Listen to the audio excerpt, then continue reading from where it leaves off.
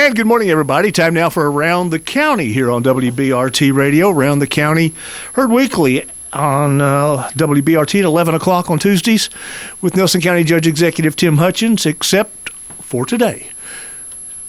Around the County is brought to you by Joe Hill's Outdoor and Power Sports, and we thank them for their sponsorship. Let's hear from them now, and then we'll be back with our guest in today. Gear up for a spring at Joe Hill's Power Sports and Equipment in Bardstown. We can meet all your needs. Save time with a zero-turn mower with brands such as Exmark, Kubota, Wright, Ferris, Hustler, and Steel. Starting as low as $3,799, 0% financing options are available. Don't forget Steel handheld power equipment. Starts easier, works smarter, finishes faster with America's #1 selling brand. Steel, available at Joe Hill's, powering your passion for over 70 years. Joe Hill's Power Sports and Equipment on the 245 bypass at Salem Drive. As we said, the Judge Executive is not available today. He's okay, but he's just not available today. And we have in the Deputy Judge Executive, Brad Metcalf, with John Hendricks of EMS, and Mike Reynolds, Director and Deputy Director in reverse order there. So welcome in, gentlemen, and thanks for filling in for the Judge. Morning, Roth. It's good to be here. He's taken a couple of days off, some well-needed rest and relaxation, I guess, so he can get back into it. So he'll be back next week. Well, it leads me to two things. Number one is, he's out of county, so, are you going to do any executive orders while he's gone? Well, we thought about renaming some county buildings, maybe a few roads, but we'll wait and see. And then the other one was moving day, which actually has been a moving week, or I don't know. It's turned into a moving month. It seems like that. We're doing it in phases, and it's actually been going really well. The weather's been cooperating, and for people that don't know what we're talking about, we just signed a contract to do the renovations in the old courthouse. That's going to start on July the 7th. It's going to take about 6 months. It's a very large project. It's a very difficult. People don't understand. It's a very difficult building to work in. Number one, because where it's at. It's just especially when you're talking about large air conditioning units, things that have to go up on the roof. There's not a lot of when they built these buildings back then. There wasn't a lot of thought to how are you going to get large items upstairs or up on the roof. So they're going to get started. It's going to be a 6-month project at least. So we're going to get started on that on July the 7th, and it'll run through the end of the year. So everyone's moving out. We've already actually moved out the first floor. The tourism is moving to the building behind Hearst Drugs. It's actually between the old library and the Hearst Drugs building. They're going to be back there. There will be signage put up. They're getting some yard signs so everybody will know where they're at.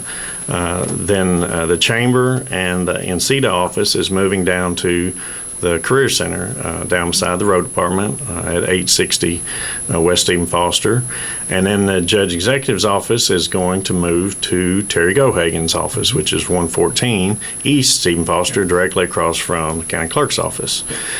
Terry just recently retired as Commonwealth attorney, so he had some space available, and it kept our office downtown, which is good for people, because if they come downtown looking, for places, offices where they're normally at least we'll be in close proximity anyway. And all that's going on, and we talked about this like the last couple of weeks, but the logistics of it, the phone numbers should be the same when all is said and done. Well, and that's one good thing. We recently just upgraded our phone systems to the voice over internet, so they pretty much follow you. It's it's very easy now, because wherever your internet connection goes, your phone goes with you, so that's been nice. So the emails will be the same, phone numbers will be the same. We're just right up the street, so. All right. Okay, in the studio with us, I don't know whether you guys have made appearances here before, but you may have been on with Bradford and Brooks or even some other crazy thing we do here. Mr. Mike Reynolds, your Director of EMS, and tell us a little bit about you and your background, and then we'll talk EMS business with you and the Deputy. I've been the director here 2 years now this month, and I've been in EMS for over 25 years. I've been a paramedic for 25 years, EMT for 5 years before that, but we usually don't add those extra years. And then I've served various roles throughout the state. I was previous director at another agency. I've worked here for a number of years. I worked here when the county first took it over in 2002 for several years and left.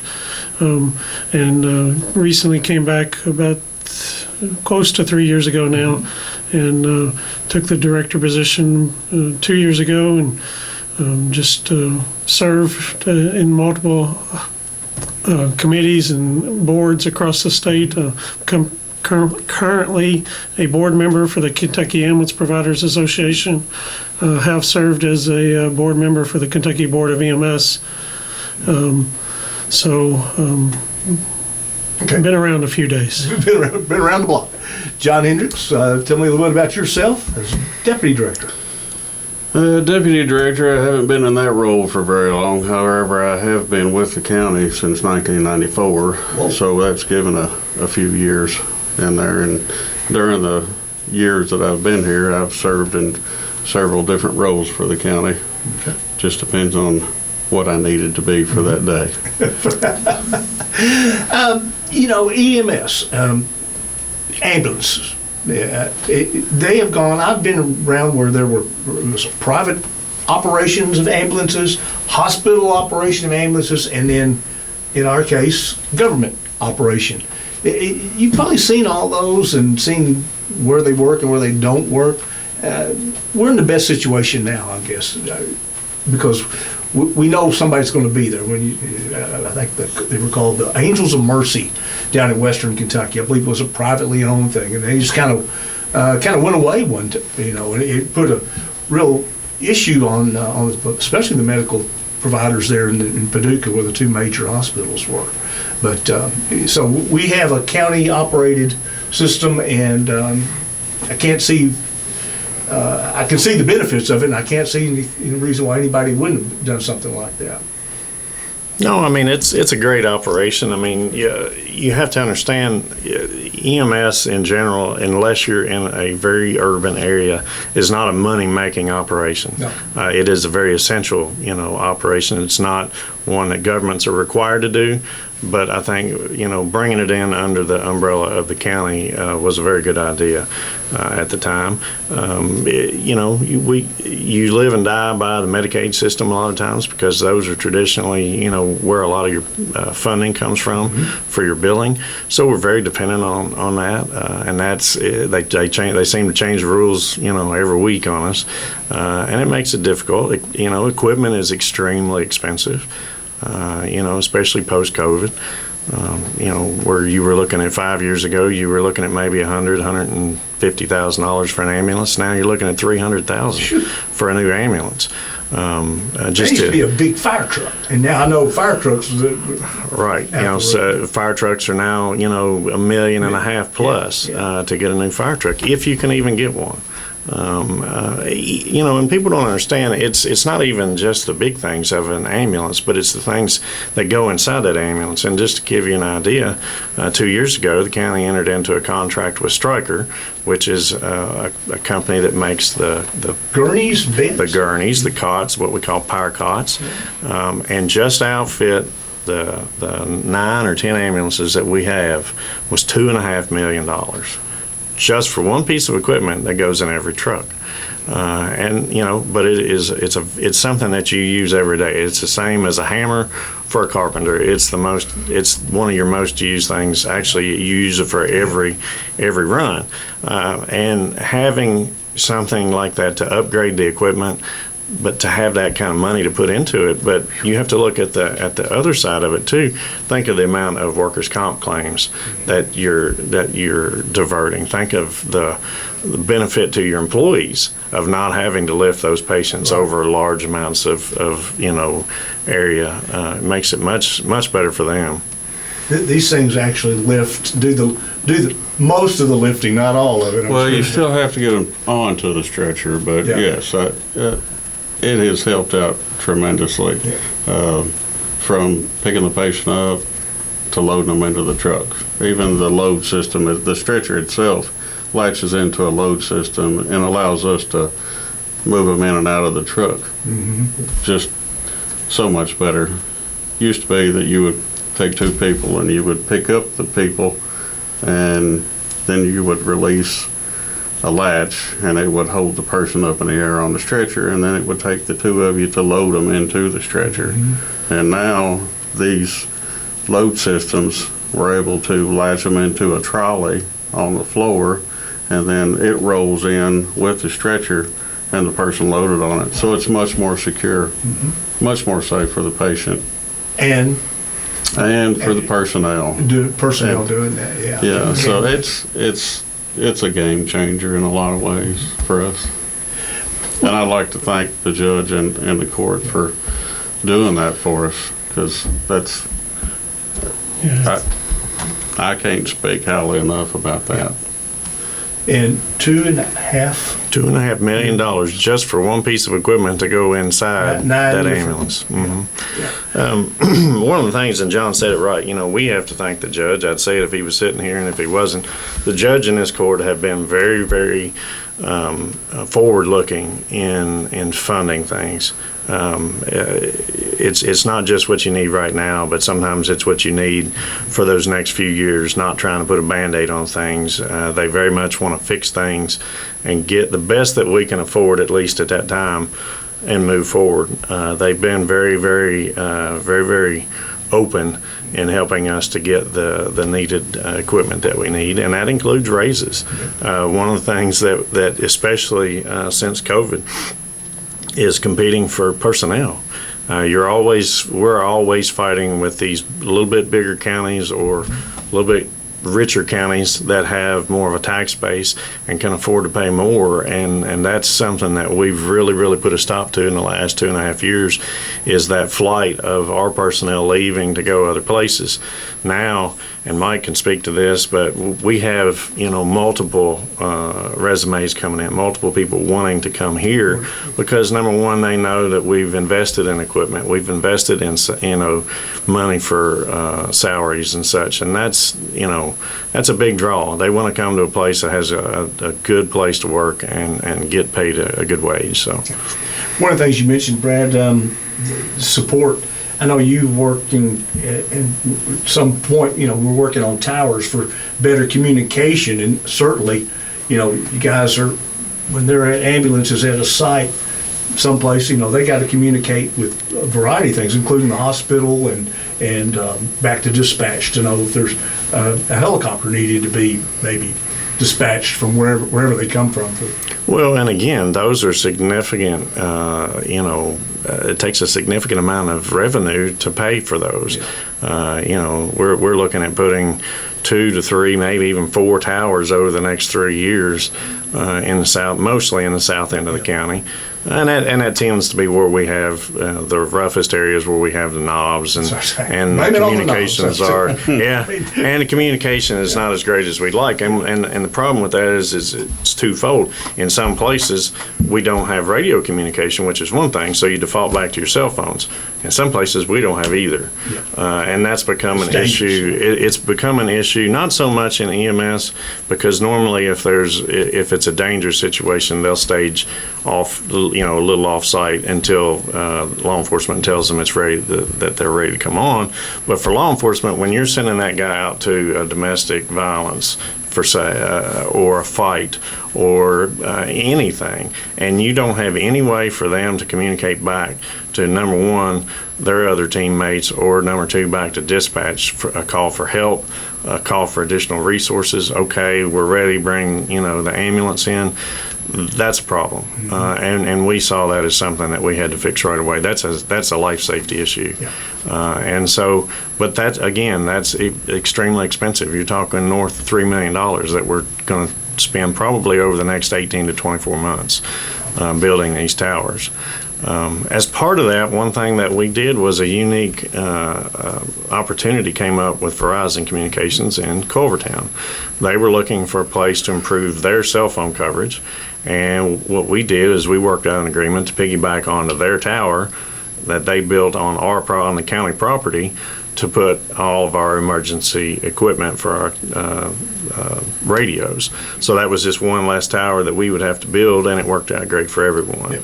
So, and that's been a real game changer in the Culvertown area, especially Eddie Miles Road, the Melody Lake area, Nat Rogers Road. Those are some places that typically we'd had some issues with communication. So, Mike, am I wrong? But when y'all dispatch ambulance out, do you have fire or police go with you on some of them, or am I? There are a am I lot of seeing it calls. wrong? There are a lot of calls that police or fire are sent. Multiple of the fire departments are first responder agencies with us, and several of them, if it's an emergency call in their area, they respond with us as the first in. Police are usually sent them depending on the nature of the call, if it's a domestic or a fight or some other issues, combative patients or whatever, then police are sent. But yeah, the fire departments have been essential. We actually have an agreement with 4 of the departments currently, and they do a lot of the first response in their area. Like Bardstown Fire Department, they're all EMTs, and they respond to every emergency in the city limits. And I guess that's probably where I see them most of the time, right? Right. You know, either close by with your unit going out, or right beside it, or Right. behind it. well, but several of the county departments also respond with us as well. So and a lot of them have AEDs and everything. So, and we work closely with them, and hopefully maybe in the near future we do a little bit more training and work with them. So. Well, it's a natural extension of EMS. We can't be everywhere all the time. We run normally 5 trucks a day, 4.5 trucks. We run 4 full-time trucks, and then we have one 12-hour truck that we cover over our biggest hours, which is 11:30 to 11:30, I think, is what we run that 12-hour truck to cover a lot of your inter-hospital transfers. So the problem is you may have, if we only have 5 trucks on the road, you may have 2 trucks going to Louisville. You may have 1 truck to go to that goes to Flagey. So if something happens in Howardstown or Chaplin or Boston, sometimes it's hard to get a truck there very quickly. So by having mutual aid agreements with the fire departments, and most of them are, you know, basic trained as far as as EMTs, they can get there. They can be their eyes and ears on the ground so that they can see what's there. They can be radioing back to dispatch to let our ambulance crew on their way know what's happening, try to help as best they can until they get there. One thing we do is we try to put trucks on what we call the ends, which is we have a station in Bloomfield and we have a station in New Haven. And when available, we send 1 truck to either end. That way, if we have coverage here in town, but we also, if there's something in New Haven, you cut down that drive time of having to go from here all the way to New Haven or to Howardstown. So it gets that truck a little farther out in the county. So. Response time is very important in many of your calls. John, technology inside these, we know how the gurney or bed, but what other technologies inside an ambulance that you've seen come around and go, wow? We went from writing on paper straight into the computer age, and with the computer age, we've managed to put internet in all the trucks. So, you know, we can live stream some things if we need to. To the hospital and stuff like yes. that? Yes. Yeah. So we take a 12-lead EKG, and if it's something that we don't normally see every day, or we just want to give the hospital a heads up, we send it to the hospital. The doctor gets it, reads it, and they know what's coming in, and they can prep for treatments, whether it be heart attack or CPR at its worst. It's just anything. It saves lives. You don't know how many, but It's, you know it saved somebody's life. That the hospitals, they're ready to take whatever you guys have done to the next level of care. Yes. So, like I said, the hospital will be prepped for it. If we call ahead with somebody having a heart attack and we're taking them to a different hospital, then we can pull up that hospital on our monitors and it send. It goes through our internet on the truck straight to the hospital, and they're getting their teams ready.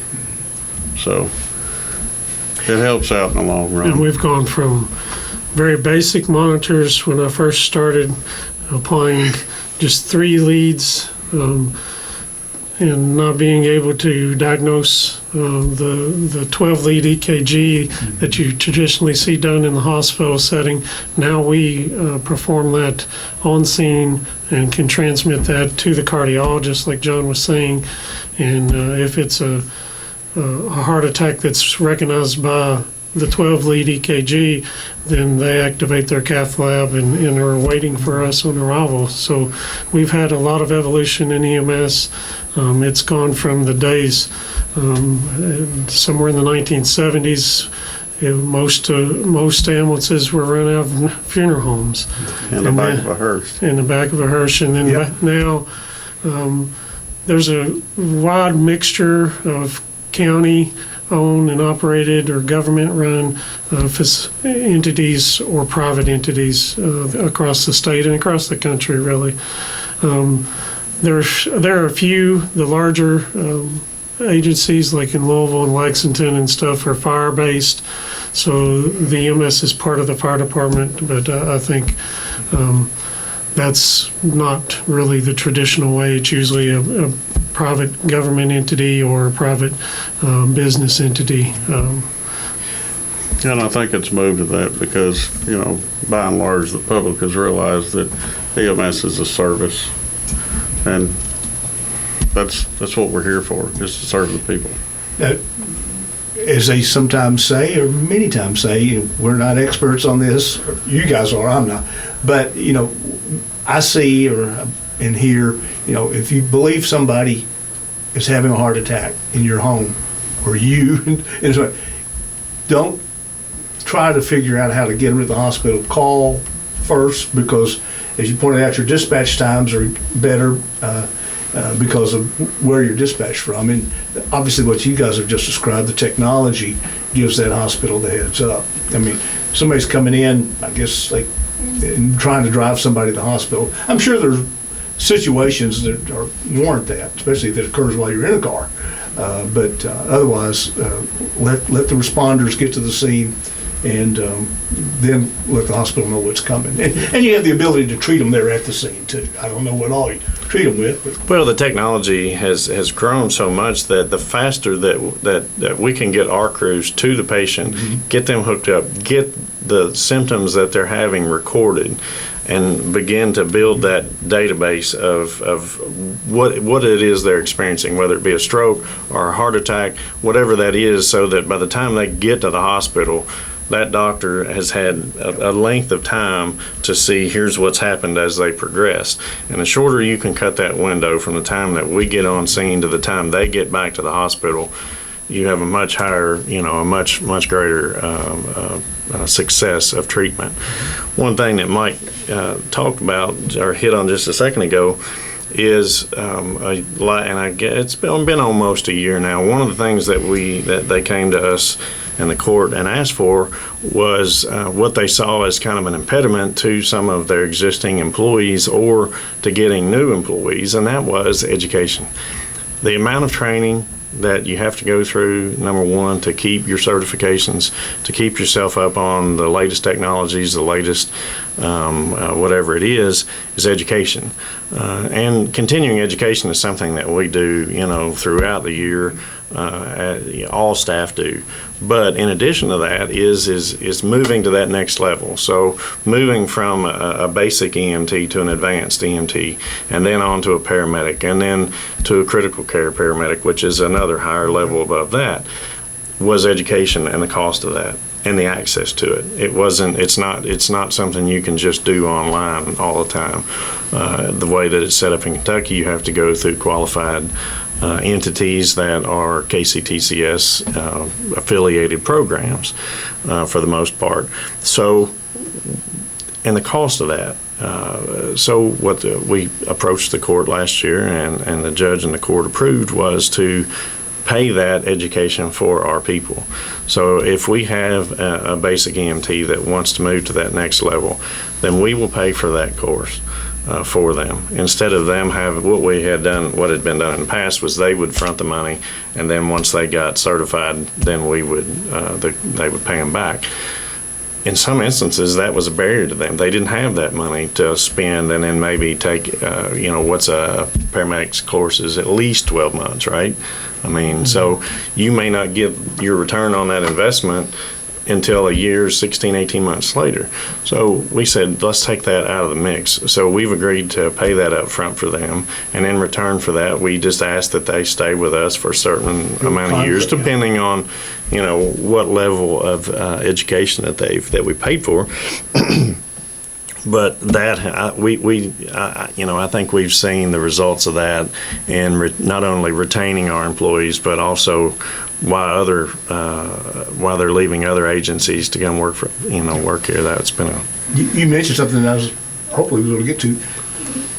Give me the differences or these levels. You mentioned 4. I was aware of 2, and what do those mean to me? I mean, EMT, advanced, paramedic, advanced, I think. Well, EMT is usually about a 5 to 6 month class. It's considered basic life support. They would be able to do splinting, basic medication assistance. They can also give certain medicines, but pretty limited in their scope of practice. Advanced EMT moves to the next level up, and they are able to start IVs and do some basic drug administration and treat different things. There's a lot to go into as to the differences. And then paramedic, obviously, paramedic can interpret the heart monitor, administer other drugs, and then the critical care paramedic is an additional course. Usually advanced class is about 6 months as well. It's more of a bridge. The paramedic course, the coursework itself, the shortest that I know of is 9 months. But then you have additional clinical and other things, usually 12 to 2 years, 12 months to 24 months is about the average for completing a paramedic course. And then a critical care paramedic course actually just changed today in the state of Kentucky.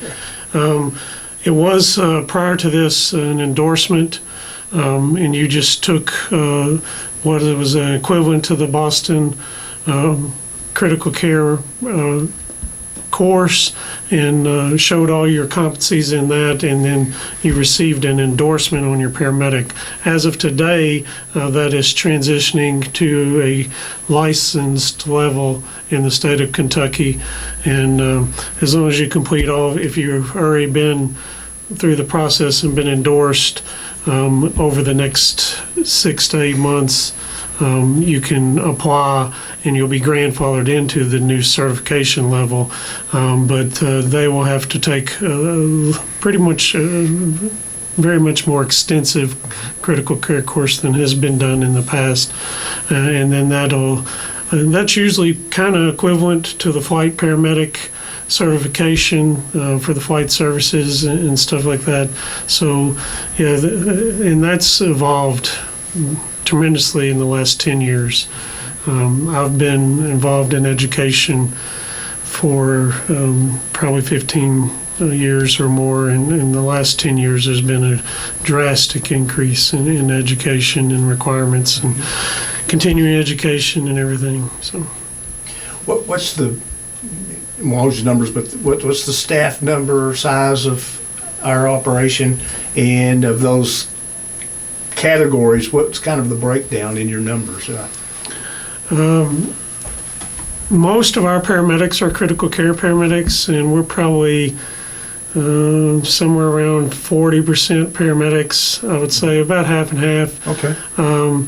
And then we've gone from 2 years ago with adding the additional 12-hour truck and trying to add more staffing. We've gone from 38 employees to the last payroll was 54 employees. So the county's been extremely supportive in allowing us to grow and try to meet those needs. And but yeah, I think, and we still, like Brad said, receive applications weekly, if not daily. What's the shift like for people that are in EMS? Is it 12 on, 12 off, 24, 8 off? I mean, it's 24 on, 48 off. Okay. Traditionally, there's some agencies, but our schedule is 24, Okay. 48. So they'll work for an entire day. We have a staggered shifts, so they come in at different times in the morning, and then they work for 24 hours and they're off for 48. Now the additional truck, it's a 12-hour rotational basis, so they'll work, it rotates, whether they work 2 days, 3 days, and the number of days, there's 4 different days of work and days off, Okay. so it's a rotational thing. Man, the 12-hour truck, like Brad was speaking of earlier, it's primarily there now to cover our heaviest load is when our run volume is. So our run volume is much higher in the hours that they're there. yeah, because transfers, is that what? It's not only transfers, Yeah. but usually somewhere around 11 to 11 is when even the public calls. So the run volume increases as public calls in because they're, traditionally it's probably one of the worst days of their life that they call for us to show up. So they call somewhere in between 11 and 11 currently. Now, as that changes, our times may change on those trucks, but we try to cover the heaviest times or heaviest run volumes with those times. Funding for all of this is, Brad, mostly through insurance or through Well, through either private insurance, Medicaid, Medicare, private pay. I mean, it's a mixture. I don't know the exact numbers, the exact breakdown numbers, but that's why I say you're kind of handicapped by what insurance will pay you. It doesn't matter how much it costs us to make a run. It's what we can get paid for that service. We have a standard, billing amount, but that varies from patient to patient depending on if it's a private insurance patient. We're getting more back versus that Medicaid patient, and it's not. Like I said, it is not a money-making measure for the county. We generally put between $1.5 million to $2 million into EMS every year to subsidize the difference between what we bill versus what it costs. I'll give both John and Mike a lot of credit over the last several years. They've made, we look at those numbers and essentially we lose. Probably 3 years ago, we probably lost almost $300 a run. Every single run we went out, if you think about that, every time you open that garage door and send a truck out, you're losing at least $300, sometimes more, but you're averaging a loss of $300. And we've got that down almost in 2/3. We're still losing money around $100, $125 a run, but that's still astronomically much less than it was just, even 4 years ago. And somebody will say, well, why don't you raise it that much? But the insurance company will. You could charge $5,000 a run if that's what you wanted to do, but what you're going to get paid back from either that insurance company or from the government is not going to change. So it's futile.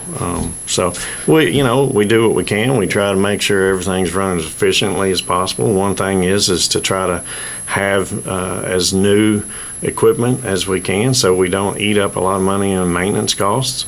And so we've made some strides there. We've still got a little ways to go. We just ask the public to be patient with us. I know sometimes people get frustrated with the amount of time it takes to get somewhere, or the amount of time that it takes if they're being transferred from Flagey to another hospital.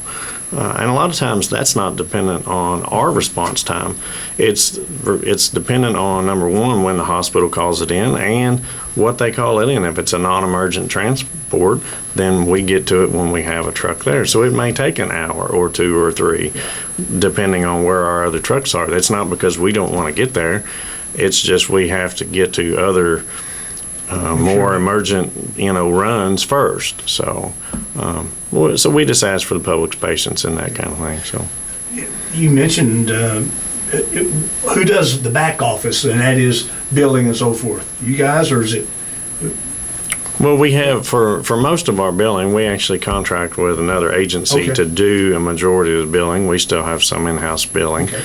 That's done by Missy in our office, and she handles a lot of the, customer calls or hospital issues. I know that we actually do some private scheduling for convalescent runs or other things like that. So we still try to do a lot of that, but it's very, very detailed, very time intensive. So it makes more sense to contract that out to a private agency. Well, a lot of that has to be pre-authorized by insurance companies, and that's things that we have to deal with, just like the hospital does. But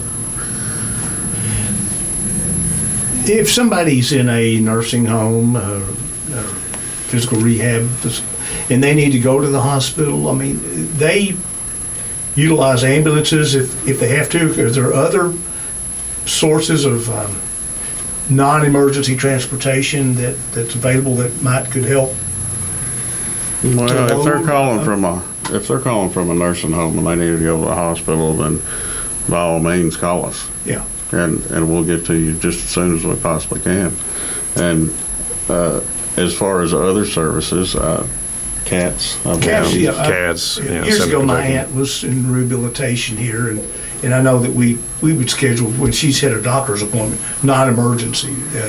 That's a more cost-effective way to do it, because as long as the patient is ambulatory, as long as they can either be in a wheelchair or they can, I think that CAT's restriction is the front door.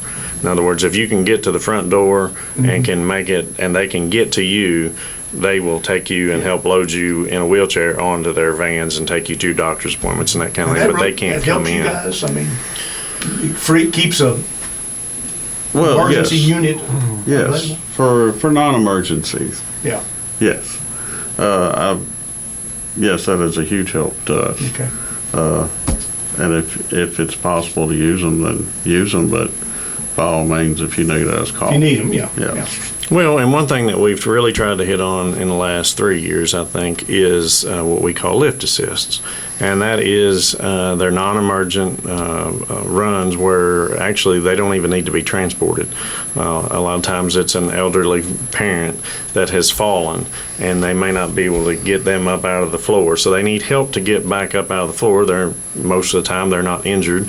They just need to either get back in bed, get back in the chair, but they don't have the physical ability to get up out of the floor. So we've asked all of the surrounding fire departments to help us with that. So that instead of, and we still respond to them, but having additional fire personnel there who are trained to help assist us get those patients back into the bed. They still need help. It's just not an emergency, so it doesn't tie up as much of our resources, at least for as short amount of time as we can try to do. And they've been very helpful with that. So. We've got a lot of other good things going on too. I know with us being in, storm season, something I wanted to talk about, and especially in many counties, is tornado sirens. It's something that you hear come up all the time. I know, we just had the one in Washington County. We've had, several kind of drop down here. And one thing that we've made a very concerted effort to do is to build up what we already had was a very robust siren program here in the county, but we've added to that. We've made it better. We're installing more sirens. We have 19 sirens up right now. We still have 5 or 6 more that we purchased from Madison County. They were upgrading, they went to a different kind of siren, so we bought some sirens from them. We bought 7 sirens at the cost of less than the cost of what one brand new siren would cost. And a lot of these sirens were newer than the ones we have now. So it was just something that we couldn't pass up. But in addition to that, we installed what's called the weather warning system. And it connects us directly to the National Weather Service in Louisville. So before this, if you had a tornado that was in Chaplin, all the sirens would go off and everybody in Hardstown would wonder, why am I hearing a siren? I don't see it. It looks fine here. So what the weather warning system does is that back then, dispatch actually activated the sirens. So once the weather service said, okay, there's a tornado warning, then that went off. Then you had a period of time, and your dispatch center would then set off your sirens. So you had a little bit of a delay. And as you know, seconds matter in these kind of things. So now it's tied directly to the weather service. They set the sirens off remotely. They're tied to every one of our sirens. We actually get feedback from them every day. We can see that they're working, that their batteries are charged, that they have power, that they're operational. And when they come on, we see if all of them, if it's a countywide, we see if they all go off. So for the viewing public, they're familiar with what's called the polygon. So the little red polygon that comes out, that they draw a space around, here's where a tornado is going to go. Now only the sirens in that area will go off. So it does not lead to apathy. So people hear it all the time and they're like, that's just a siren, it's going off, I don't pay that much attention. Now they know that if they hear a siren, it's in their area and they better seek cover. In addition to other resources that we have, such as the RAVE system, which is what you can sign up for to get emergency alerts immediately. And it's just, you hear with the one we had in Chaplin, 2 years ago, or a year and a half ago, when the sirens went off and when the tones went off, she said she had about 90 seconds, and she got her kids out of the upstairs bedroom and had just gotten into their basement when the roof blew off the house. So we know that it works. We've invested money into it already. We're going to continue investing more money and making sure that those sirens are there, they're operational, and that people can depend on them. Along with the weather sirens, we did install one that actually speaks.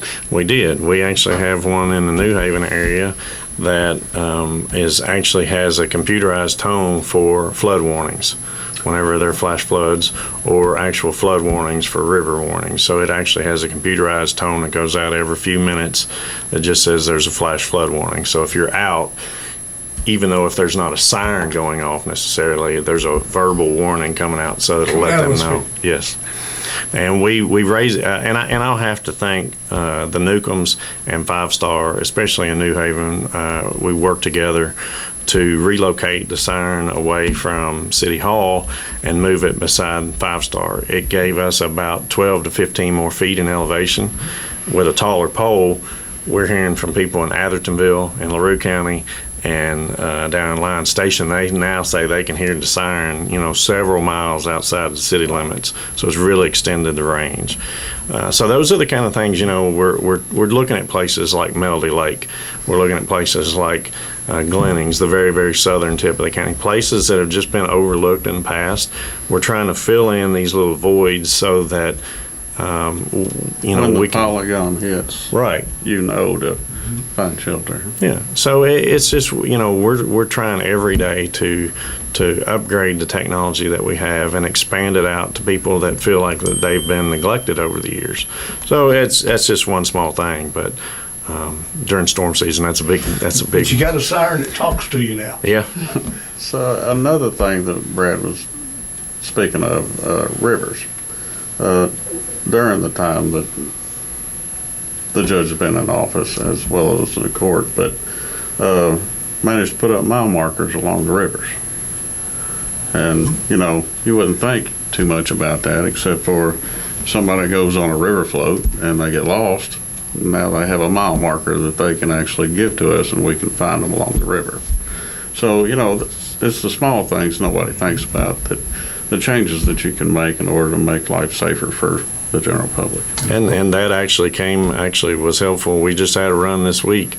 Let's see, today, Sunday night, we had a call from two people that had gotten out on the river. They went off of Loretta Road and put in, and had misjudged how long it was going to take to get to where they thought they could get out. It was dark. They couldn't tell where they were, and they called dispatch at about 10:30 and asked for help. And so luckily we were able to, they were in an area that had a strong enough cell phone signal that we could triangulate and know about where they were. But we had to go out and climb through a cornfield to get to the riverbank and fish people out in the middle of the night. It's not uncommon. And these river markers will help, because at least if they can say, okay, the last one I remember 30 minutes ago was mile marker 12, at least it narrows down that path of where we're trying to look for them at. And it's like John said, that's something that 95% of the public would never see, but it's little things like that that we try to think about and get ahead of the game. So I think the river float that was supposed to be a week ago, maybe in the same weekend is one of our heavy rains, and I think that's coming up, I believe, next week, the 12th, I think. I think you're right. Yeah. And this has just been one of those years, I mean, we just can't get a break from, winter storms. We had several large, snowstorms. Then in February, we had a snowstorm followed by a flood. We had flooding with frost on the ground. Mm-hmm. I mean, with snow on the ground, actually, in February, which was, it was actually, at that time, we thought it was a top 5, 10, 6 on the list, whatever it was. At the time, it was a significant flood, but then to just be entirely overshadowed by the April floods and everything that went on there. And let me say that, without these two guys sitting here beside me, we could not have done what we did in Boston. The amount of time and effort that everyone put into that. Mike's wife took off work for a week and came down and helped us with intake for all the people that were signing up for services. John was there. I know Missy was there. We had all of our staff, as much as we could, there in Boston for north of 2 weeks. We were there nearly a month on site. To help everyone for the historic flooding that we had down there. Coordinating between agencies. Right. I mean, we had multiple agencies. We had, the Georgia task force that came in and helped us to rescue almost 65 people over a 3-day period. There's no way we could have done this stuff on our own. And the state resources that came in to help us on top of that, with the Red Cross and all the other non-governmental agencies that came in, it was just absolutely amazing to see. And if you go to other counties, even to Hardin County and to Bullitt County and places like that, they didn't have their county government there handing out supplies. They relied on the Red Cross or whoever it was to come in. We bootstrapped that ourselves. We got down there, we asked for supplies, and the community just overwhelmingly gave us the resources we needed to help these people get back on their feet. It's just truly, truly amazing to see how much was donated and what we were able to give back to Boston. We do the best we can. I'm not going to say it was perfect. None of us had went through a disaster of that size. And hope to never again. It's just one of those once in a lifetime things you kind of want to not have to do. Experience once. Yeah, exactly. Yeah, you don't want to have to do it more than once. And I know there's a lot of people out there that are frustrated with FEMA, frustrated with how slow they are. And one of the things that I've tried to explain to people is that FEMA is historically slow. The last disasters, the time from the disaster to the time of presidential approvals was nearly 2 months. We got ours in 17 days. And I know that seemed like a lifetime to people that were out of their houses, but 2 weeks compared to 2 months is still a gigantic step in the right direction. And we're still helping people. There's still resources out. They can, if anyone is impacted by flooding, they can still sign up until July 25th. So there's still time to get signed up for individual assistance. We're still waiting, the county's still waiting on public assistance. Public assistance is your roads, your bridges, anything that was your public resources that were damaged or destroyed. We have about $2.6 million worth of county damages that we're still waiting for. And that's not just for us. It's not even just for Kentucky. There are several states that are waiting from approval from Washington. So we're still hopeful that that'll come in. If we don't get it, we'll fix it ourselves. We'll do the best we can. But we're still hopeful that federal money will flow here at some point. So, Gentlemen, is there anything we haven't covered you guys would like to mention? I've got a couple just small things just on the emergency management side. One thing that we're trying to do, we've recently started back our search and rescue team that is made up of every emergency agency in the county, so that we can help with missing persons. We have a lot of transient population, and by that I mean a lot of people that don't live here that come here for work or play, to go on a distillery tour or whatever it is, and they get lost or anything else. So we've formed that back. In addition to that, we're trying to get a dive team started back again, at least a small dive team started. We're just one of those counties. We're too big to be small and too small to be big. So it's like we try to do as much as we can with the resources that we have. So. What's our drone situation doing? Well, we're actually, we have a new drone ordered. It will be in about 2 to 3 weeks. Deliver packages? No, I'm kidding. Well, this one, it's funny that you say that, Rolf, because this one actually does have a capability to deliver up to 3 pounds. Okay. So, if you need your Amazon package dropped off at your house, you just let me know. We'll take care of it. But under 3 pounds. Under 3 pounds. And that's helpful, especially if they make little drop packages that either where you can put a rope in it, yep, or you can put a expandable life jacket. So if it was somebody in Simpsons Lake and we couldn't physically get to them fast enough, we could deliver a life jacket out to them and drop it to them remotely in a river or something like that. Where will that be stationed if it's? We keep that station actually here usually either at the courthouse, okay, or in one of our vehicles so that we can respond, okay, fairly quickly. We have, for a county our size, we have a very expansive drone operation and number of pilots. We have 7 pilots, I think, now. Mm-hmm. And we have, in the last 2 years, we've responded to over 50 different requests, ranging from missing persons to, as a matter of fact, one unique thing that we used our drone for, and it actually was successful, was we got a $1.2 million grant from the Economic Development Cabinet. And one of the things we did was we flew over the potential property with the drone and then used that video to the cabinet officials, and they said it was just something that they hadn't seen, and it gave just that bird's eye view of what we were intending to do with that property, and it was one of the reasons that we got the grant. So, we're always thinking of things to do outside the box, and if there's new things out there, the public can be sure we're taking a look at it, and we'll be willing to try it. So. Not only do we have air drones, but we also have access to a water drone that is provided to us by Lincoln Trail, I believe. Yes.